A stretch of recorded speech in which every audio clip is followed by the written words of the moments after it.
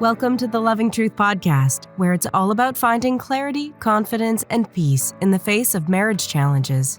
And now your host, relationship expert, and certified master life coach, Sharon Pope.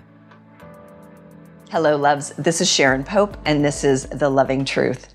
Today, I want to talk to you about the one belief that can ruin almost any relationship. So let's begin with you pretending that you're going to put on a pair of eyeglasses, okay? And embedded in the lens of those eyeglasses is your unique prescription. And nobody else on the planet has your unique prescription, because what's embedded in that lens is the sum total of all of your life experiences. And nobody on the planet has had your exact life experiences. So embedded in that prescription are all of your thoughts and your beliefs and your judgments and your opinions and those big experiences that sort of shaped who you are as a person. And the lens that you look out into the world with is going to color how you see it.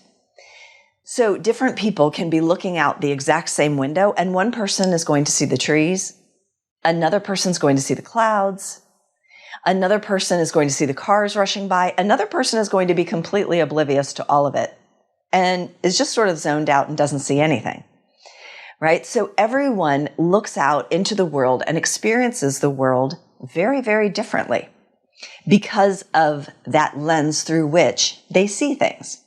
Now, inside of our marriages, we sort of expect our partners to be able to see and agree with our perspective. We don't give our partners the same sort of grace that we do the rest of the world. Like, I bet when I was explaining that lens, you're like, yeah, that makes sense. I get that. But when it comes to how we parent our children, or what we're going to do over the holidays, are we going to go to my family's or your family's, or whether or not we should set up a date night every week, whatever it is, we absolutely expect our partners to, at minimum, understand our perspective, but more often than not, we want them to agree with us as well. And here's the thing. I feel like we have lost the art of being able to understand someone's experience without actually agreeing with it. And so we end up arguing with our partner because they don't agree with our perspective. Now, sometimes we're actually arguing because we're trying to get them to agree with our perspective, but that's not terribly helpful. Like, it doesn't often work, does it? Like, if someone is yelling at you and telling you you're wrong and emotions are heightened, are you likely to just go, oh, you know what? You're right. You're right. Let's just do it your way. Or are you more likely to sort of dig in and defend yourself and defend your perspective? Most of us are more likely to defend our perspective as being the right one because we wouldn't hold that perspective if we didn't actually think it was the right perspective to hold. Make sense? All right. So sometimes we're arguing because we don't agree and we're trying to get the other person to agree with us. Like I said, not terribly effective, but many times we're not actually arguing about the perspectives that we have. We're not arguing about the way in which each of us see things. What we're arguing about is because we feel hurt, because we don't feel heard and understood by the one person on the planet that we most want to feel heard and understood by. And the other reason is because many times our perspectives are so obvious to us that we don't understand why other people, our partners, namely, don't see it the way that we see it. It's so obvious. How come you don't see it as clearly as I see it? And that's because they have a different lens. So those are the reasons that we get tripped up. Now, I want to talk about this concept of right versus wrong, because this one little thing can go a long way. Now, what creates your version of what's right and what's wrong in your life, in the world, whatever? It's your beliefs. And where did your beliefs come from? For most of us, they came from our childhood, all of which was before the age of age 7 is where a lot of our beliefs were sort of rooted within us. And it isn't until we hit age 7 that our brains are able to sort of start questioning some of the things that we've been taught or fed over the years. So, of course, our beliefs originate from our family of origin, but they also come from our culture and our society and the expectations that other people have of us. It comes from religion. It comes from, the environment that we grew up in, the school that we went to, the teachers that we had, who we grew up with, who we grew up around. All of those things are what sort of create the beliefs that we have. And those beliefs are what dictate in our minds what is right and what is wrong. Here's the problem though.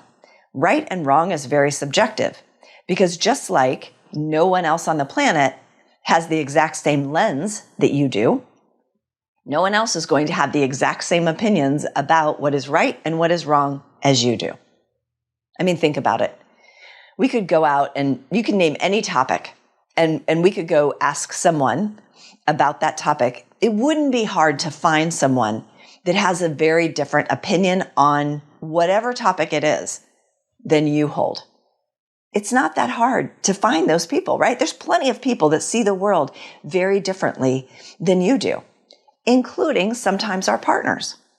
But when we can realize, and I'm just going to call these, instead of like these, this is right and this is wrong, because what's right to you might be wrong to someone else, and what's wrong to you might be really ideal for someone else.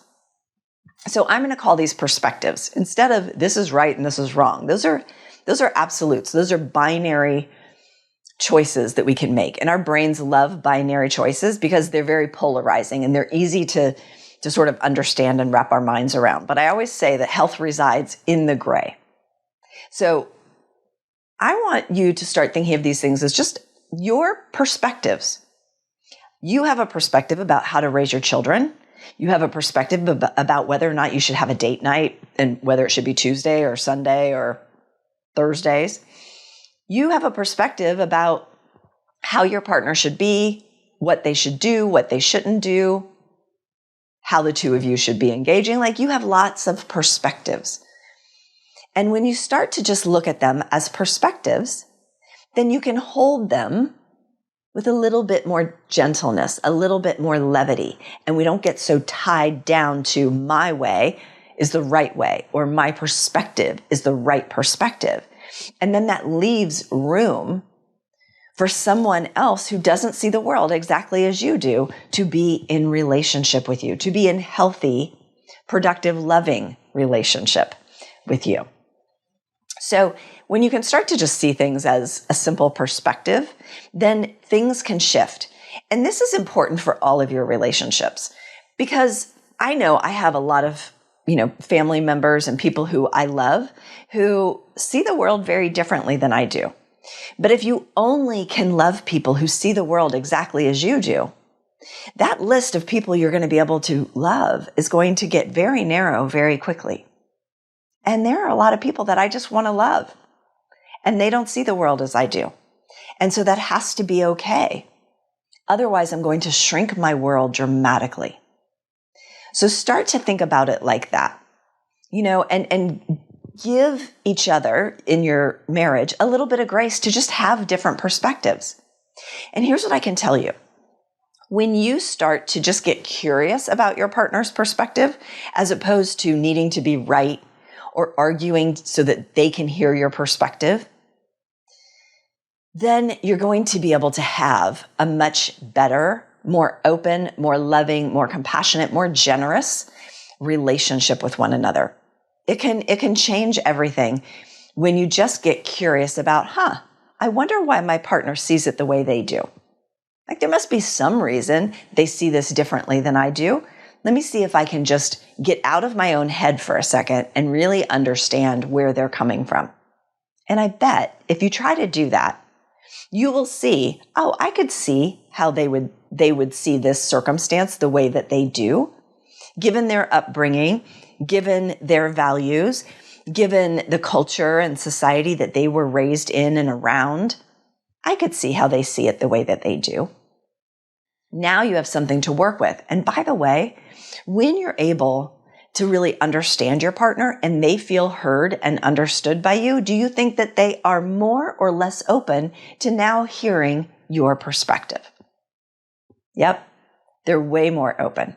So when you are willing to just be curious and be understanding and seek that understanding as opposed to needing to be right or forcing your opinion as the only way that it should be, I promise you, this is a small, subtle thing that every single person on the planet could do if we would just become a little bit more conscious. That everyone holds perspectives, and that's all they are. They're just simple perspectives. And when we can be curious about it, we can hold it very gently, very lightly, and then we are easier to be in relationship with. I hope that was helpful. Until next time, take really good care. Love, if you're questioning whether you can recover the feelings you've lost for your spouse and you're serious about putting an end to feeling stuck, lost, and alone, I've written a book just for you. It's called Stay or Go: How to Find the Confidence and Clarity You Need so you can either fix your marriage or move forward without regret. The approach I share in this best-selling book has already worked for thousands of women struggling in lonely, disconnected marriages, and I'm confident that it will work for you too. If you don't want to spend another day stuck in indecision, go to SharonPopeBook.com to get your copy of Stay or Go now. That's SharonPopeBook.com.